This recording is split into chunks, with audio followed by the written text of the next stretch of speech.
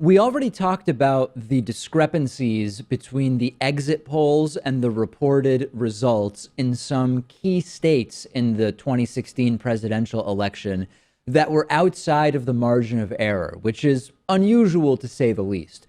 But there's another aspect to this entire rigged election thing that I want to talk about today, and that has everything to do with voter suppression, right? There's no doubt about the whole point of voter ID and reducing early voting. It's all about helping Republicans. Let me remind you, when Republican Pennsylvania State Rep Mike Turzai admitted that voter ID is something to help Republicans in front of cameras in a speech. This is just a reminder. We've played this before. We are focused on making sure that we meet our obligations that we've talked about for years. Pro-Second Amendment, the Castle Doctrine's done. First pro-life legislation, abortion facility regulations in 22 years, done. Voter ID, which is going to allow Governor Romney to win the state of Pennsylvania, done. Right. Voter ID done. Now, ahead of Election Day, media outlets maybe expressed some tepid concern about the issue of voter suppression, but the analysis has essentially disappeared since Donald Trump won the Electoral College election. So here's an example, okay, and we can talk through it. In Wisconsin, Donald Trump won by 1% of the vote. That worked out to just over 27,000 votes. It's very, very little. Remember that until 2013, the state's voting laws were covered by the Voting Rights Act of 1965. There was this provision, which we've talked about, which required that if local or state municipalities, agencies, wanted to change voting practices, it had to be cleared with the federal government. Right after the Supreme Court removed federal oversight of voting laws, Wisconsin went in immediately, passed a law requiring photo ID to register, as well as a photo ID to vote. State officials repeatedly appeared in front of a federal district judge to answer for unfairly and specifically burdening Democratic-leaning voters with these restrictions.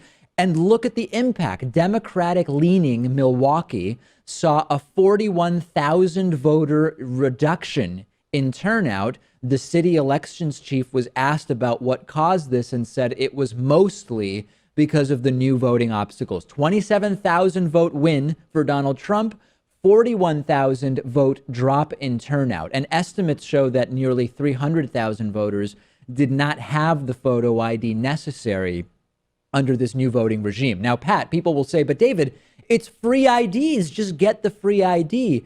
We've talked many times that is not the way it works. Many times, in order to get the free ID, you need to maybe travel. Who does that mostly impact? People who have less money, who tend to maybe vote Democratic. This impacts people who are in particular areas where public transit may not be as good. Many times you have to get documents in order to get your photo ID, which in and of themselves are not free, like a birth certificate. And we've talked about this before. And all of these costs can be interpreted as a poll tax, which is not only unjust, it's also banned by the 24th Amendment. Yep. And, a lot of people are saying that we're just complaining about the results of the election. It's not about who gets the edge either way. It's just about getting it right, because so many people have fought for their right to vote, and to be disenfranchised so unjustly, it's just not right. And even when President Obama won, we reported on voting irregularities, voter suppression, voter IDs, et cetera. Now, here's another example. North Carolina, right? Trump won in North Carolina by 3.8%, which worked out to a little over 177,000 votes. Black turnout during early voting declined by over 8%. Amounting to about 60,000 fewer votes. Now, you might say, well, that doesn't alone account for anything because Trump won by 177,000 and you're only talking about 60,000 fewer votes. Well, compare that to increased voter turnout in states that didn't change the voting rules. Like, for example, in Louisiana. Louisiana did not change voting rules after the Supreme Court decision on the Voting Rights Act. Black turnout was up. North Carolina changes voting rules and early voting, et cetera. Black turnout is down. So although the number was down 60,000, there's a very good chance that were it not for these voter suppression laws, turnout would have been up, making the difference far more than just the net decrease of 60,000 voters. And in North Carolina, the Republican state legislature cut back big league on polling locations and early voting hours. We've reported about the purging of minority voters from registration lists. This is a major, major issue. There were countless irregularities with regard to voter suppression.